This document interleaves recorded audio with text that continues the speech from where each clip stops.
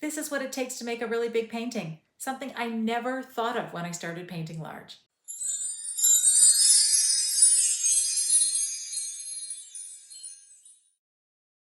Hi, I'm Tamara Grand. I'm a self-taught abstract artist working out of my home studio in Port Moody, British Columbia. This is Studio Diary, a bi-weekly series where I take you into my studio and show you what I've been working on. Whether you're an art collector who wants to see what goes into an original painting, or a fellow artist who just likes watching somebody figure things out in real time, you're in the right place. Welcome. I've been wanting to make large paintings for a really long time. But there were 5 stories or myths or lies that I kept telling myself that were keeping me from doing so.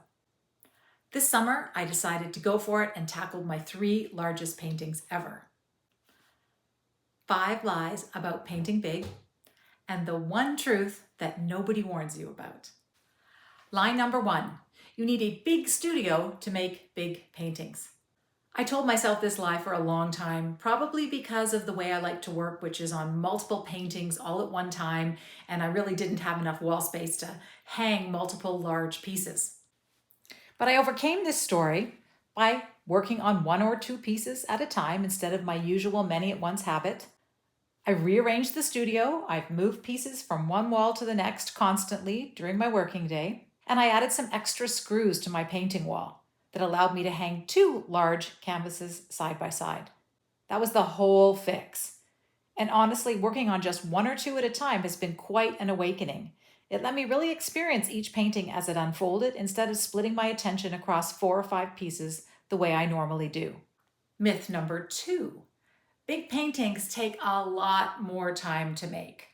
Now this one makes sense on paper. It's what I've seen other artists who paint large experience. They share how it takes them sometimes months and months to create one large painting, and I wasn't sure that I had that time and attention. And logically that tracks. Much bigger surface areas should take proportionally longer to cover. But that's not what happened.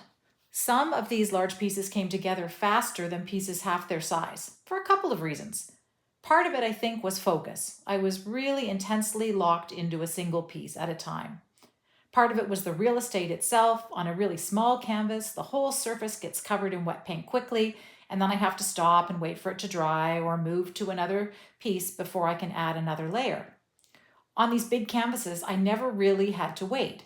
I could just move to another part of the canvas while one section dried. But the real surprise to me was that these bigger pieces needed fewer layers of paint overall. On a small substrate, every single mark has the power to change the whole piece enormously. You really feel the weight of that, especially on a 12 by 12.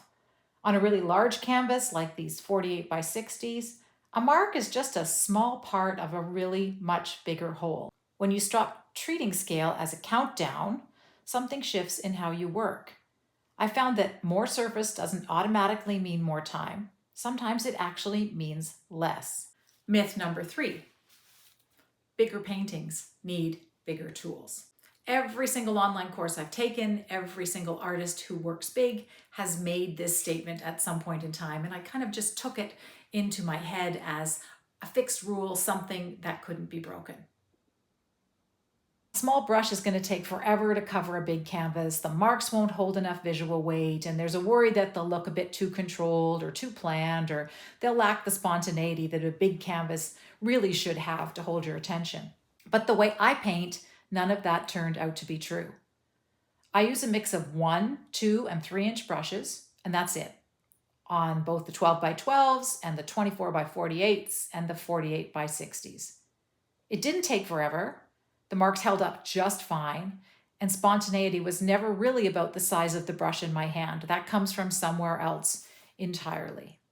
Lie number 4. You're going to need a lot of paint to cover a big canvas, so you better pre-mix a large amount of each color that you're going to use in advance. But I don't do that when I'm painting small, so I didn't really think I needed to do that when I was painting large. I tend to mix my colors right on the palette and sometimes on the canvas as I go, and I've never once needed the exact same shade twice. If anything, that unpredictability is part of what makes the painting work for me. You'll notice that each time blue shows up in this canvas, for example, it shows up in a slightly different way, but the paint is all harmonized because it's mixed from that same limited palette. The other interesting thing that I noticed was even though I was painting on a much larger surface, I wasn't necessarily using proportionately more paint than I do on a smaller surface. And I think that's because when I paint small, I paint a lot of layers. Sometimes it feels like there's 4, 6, 8 paintings under each of those final things that you see. And on a surface this size, I really just let the composition come forward early on. The fifth lie, when you scale up to a larger canvas, you're going to have to make much bigger marks and shapes right from the get-go. So rather than starting with big, bold gestures right from the first mark, I did exactly what I always do on smaller paintings. I start with small marks, I build those marks over time, I make them bigger, I coalesce them into larger shapes. And one of the reasons why I like to do this is it keeps me from getting locked into big compositional decisions too early in the process. So my biggest take home from this summer's experience, painting big isn't necessarily any different a process than painting small. Doing the things that I do on a smaller scale, on a bigger scale, just takes a little bit more time, a little bit more paint, and a little bit more sitting back and looking. So now I'm going to throw it back to you. Do any of those 5 stories, myths, lies ring true? Whether you're an artist who gets stuck by one of them or an art collector who maybe believed them as well, leave a comment below. I'd love to hear your thoughts. And the one truth that had nothing to do with painting at all, painting large requires that you have a car big enough to haul the canvases and paintings around. Hence the need to rent a U-Haul. And the other truth hiding under that one, painting big is a whole body workout.